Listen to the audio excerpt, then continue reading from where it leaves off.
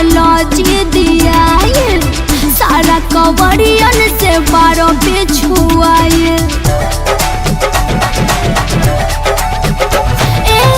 मनला न बात रहला जी दिया सारा कवरियन से बारो बिछुआए।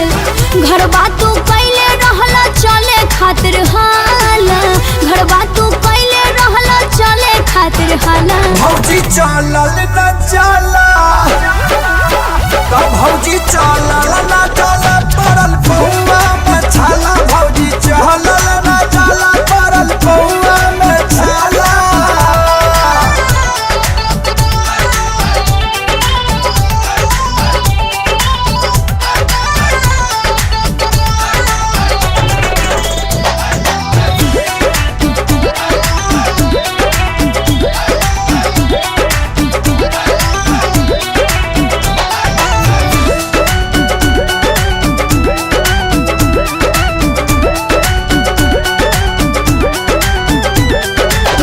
बोलबम बोलबो तो बढ़ जाए दम हो, कट जाए लंबा सफर हो।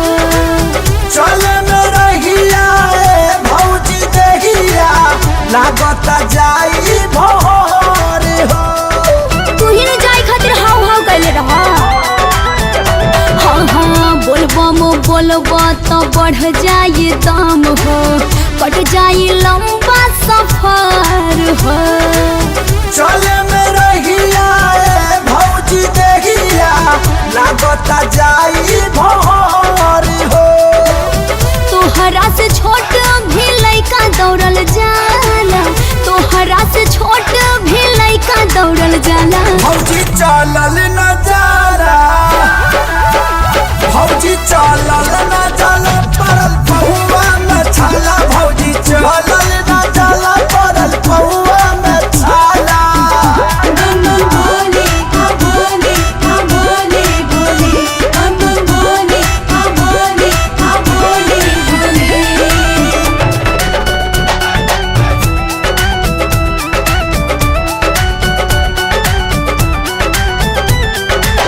श्रद्धा से जे जाला बाबा नगरिया चढ़ जाला जलवा जरूर हो। तनी सकरी दया राम भौजी थक के भइल पानी चूरी हो। आराम करबो तो ढेरे पिछुआ जइबो। हाँ श्रद्धा से जे जाला बाबा नगरिया चढ़ जाला जलवा जरूर हो। तनी सकरी दया राम भौजी थक के भइल पानी चूरी हो। सबके बेरा पार लगावस डमरू वाला, सबके बेरा पार लगावस डमरू वाला। भौजी चलल न चला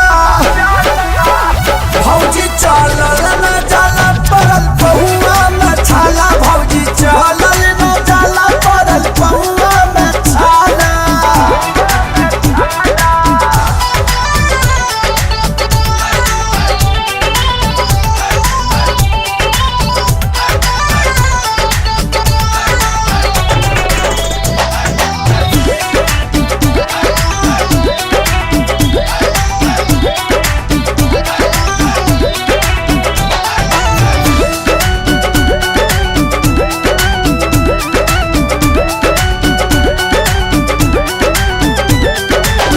घुंघरू पवन आजाद प्यारे लाल कवि सोनू संग जाले बुलबुल हो। चाचा शंकर से मांगा दवाई घोड़वा गइल बाटी फूल हो।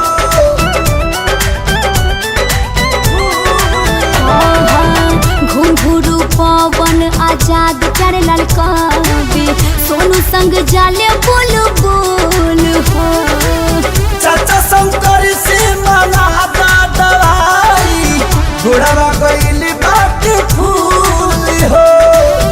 राह में खेसारी के गाना सुनाला, राह में खेसारी के गाना सुनाला। भौजी चलल न जाला भौजी चलल न जाला पड़ल पहुआ में छाला। भौजी